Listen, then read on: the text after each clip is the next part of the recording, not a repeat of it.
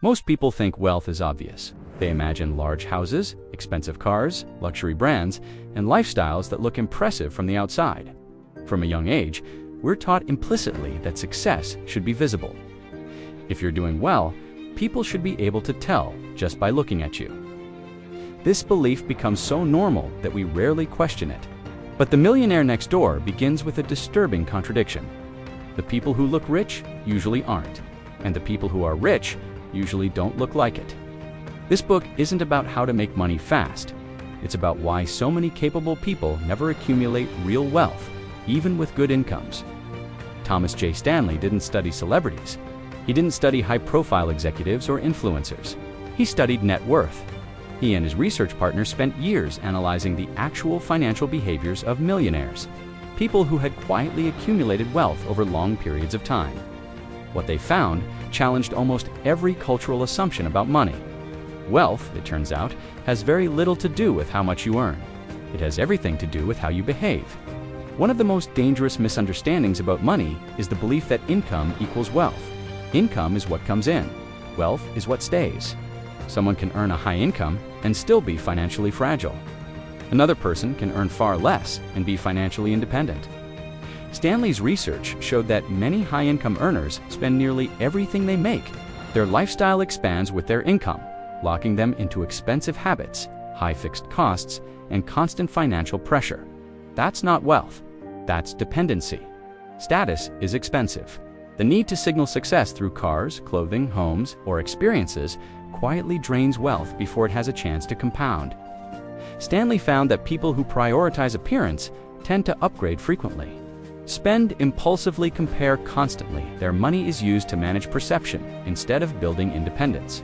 In contrast, actual millionaires tend to avoid status competition entirely, not because they can't afford it, but because they understand the cost. One of the most surprising findings in The Millionaire Next Door is how ordinary most wealthy people appear. They live in modest neighborhoods. They drive older cars. They avoid luxury brands. This isn't accidental. It's intentional restraint.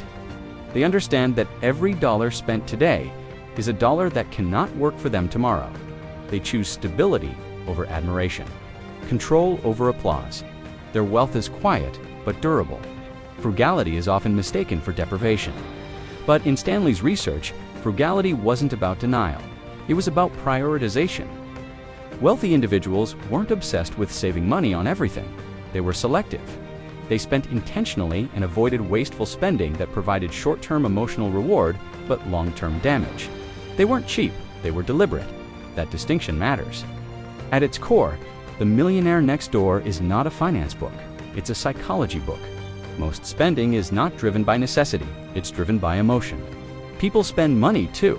Feel ahead, feel secure, feel respected, feel included. When spending becomes a way to regulate emotion, income will never be enough, because no amount of money can fix an identity problem.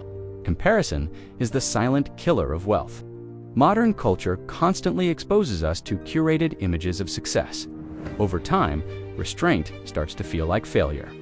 Stanley's research highlights a hard truth. The people who accumulate wealth are willing to look unimpressive in the short term. They accept being underestimated. They accept delayed gratification. They accept invisibility. Most people can't tolerate that. Stanley essentially divides people into two financial identities. One group prioritizes appearance, the other prioritizes independence. The first group spends early and often. The second delays gratification. The first group seeks validation, the second seeks control. Both groups may work hard, only one becomes free. Many people work hard their entire lives and never build wealth, not because they're lazy, not because they lack intelligence, but because their behavior undermines their effort. If spending rises with income, wealth never accumulates. If status matters more than stability, money disappears. The Millionaire Next Door exposes this uncomfortable reality. Wealth is built slowly. It rewards patience, consistency, and restraint. It punishes impulsivity and comparison. Stanley's millionaires didn't chase shortcuts. They played the long game. They understood that freedom is rarely flashy, but it's always earned. There are two versions of success. One is visible, one is real. One earns attention, the other earns control. Most people chase the first and never reach the second. Not because they can't, but because they were never taught the difference. If you need people to think you're successful, you're probably spending the wealth you haven't built yet. That's the warning the millionaire next door leaves behind. Wealth isn't about how impressive your life looks. It's about how much control you actually have.